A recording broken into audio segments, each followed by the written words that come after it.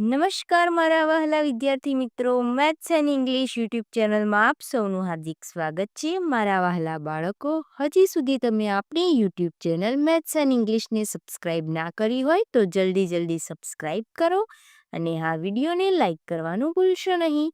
વિદ્યાર્થી મિત્રો, આજે આપણે ધોરણ 6 અંગ્રેજી વિષયમાં યુનિટ 7 બી અ ચેમ્પિયનમાં લિસનિંગ સ્કિલમાં major Dhyanchand the hockey wizard પાઠનો અભ્યાસ કરીશું અને સાથે તેની એક્સરસાઇઝનું સોલ્યુશન કરીશું. Dhyanchand is called the hockey wizard of India. ધ્યાનચંદને ભારતના હોકીના જાદુગર કહે છે. His winning and patriotic spirit are always remembered. તેમની જીતવાની અને દેશભક્તિની ભાવના હંમેશા યાદ કરવામાં આવે છે. Once he head an interesting meeting with Adolf Hitler. એકવાર અડોલ્ફ હિટલર સાથે તેમની એક રસપ્રદ મુલાકાત થઈ હતી. Adolf Hitler was the dictator of Germany during the 1936 Olympics. 1936 Olympics દરમિયાન અડોલ્ફ હિટલર જર્મનીના સરમુખત્યાર હતા. The hockey final was played between India and Germany. Bharat અને જર્મની વચ્ચે હોકીનો અંતિમ મુકાબલો રમવાનો હતો. The day was August 15, 1936. તે ઓગસ્ટ 15, 1936નો દિવસ હતો. The Germans wanted to win. જર્મનોને જીતવું હતું. They even injured Dhyan Chand. તેમણે ધ્યાનચંદને ઈજા પણ પહોંચાડી. He was the Indian team captain. તેઓ ભારતની ટીમના કપ્તાન હતા. They played so roughly that he lost some of his teeth. તેઓ જર્મનો એટલો હિંસક રમ્યા કે તેમના ધ્યાનચંદના થોડા દાંત તૂટી ગયા. But he did not give up.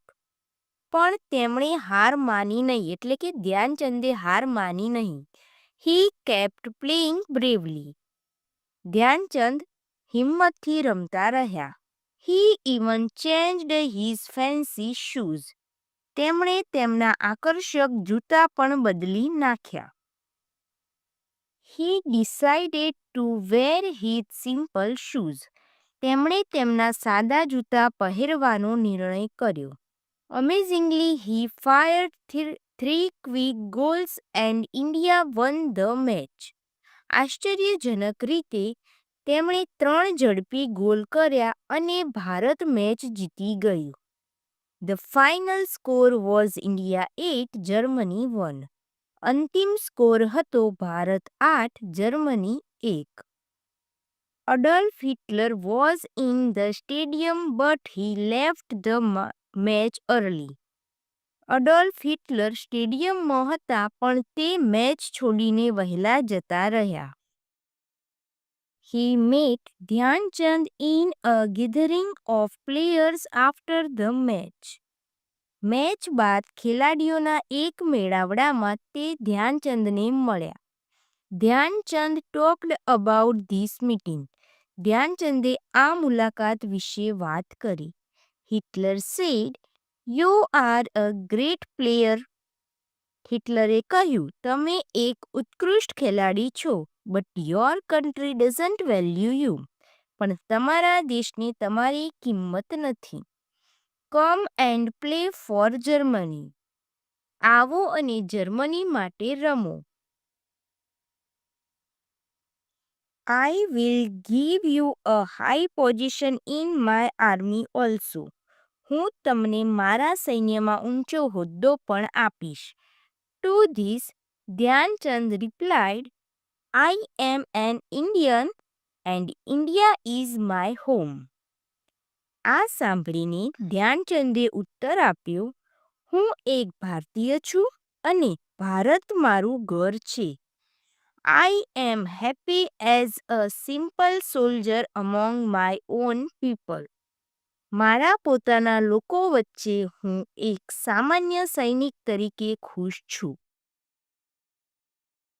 Such was the simple patriot's love for India. આવો હતો એક સામાન્ય દેશભક્તનો ભારત માટેનો પ્રેમ. હવે એક્સરસાઇઝનું સોલ્યુશન કરીએ. Answer the following questions. 1. You are a great player. Who said this? Answer: Adolf Hitler. 2. Give one word for someone who loves his her country and is committed to it. Patriot. 3. Find out the meaning of the phrase to give up from the dictionary and make a sentence using it.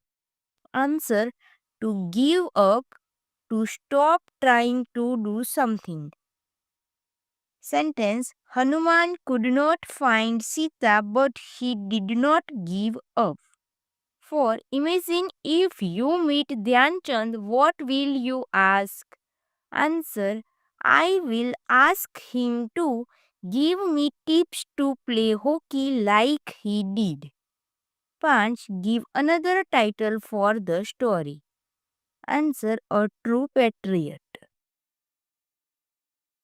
Exercise 2 જોઈએ. Complete the table. હવે અહીં આપણને 4 situation આપેલ છે. હવે આ 4 સિચ્યુએશનમાં આપણે શું રિએક્ટ કરીશું તે અહીં લખવાનું છે. એટલે કે what will you do side લખવાનું છે. પ્રથમ છે if you find 10 rupees note from your school compound.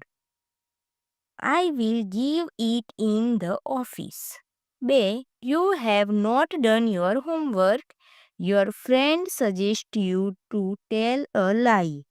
I will not tell a lie. I will tell the teacher the truth. 3.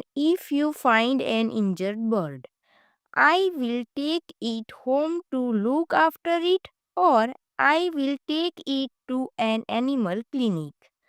4. If you lost the game, I will congratulate the other team player.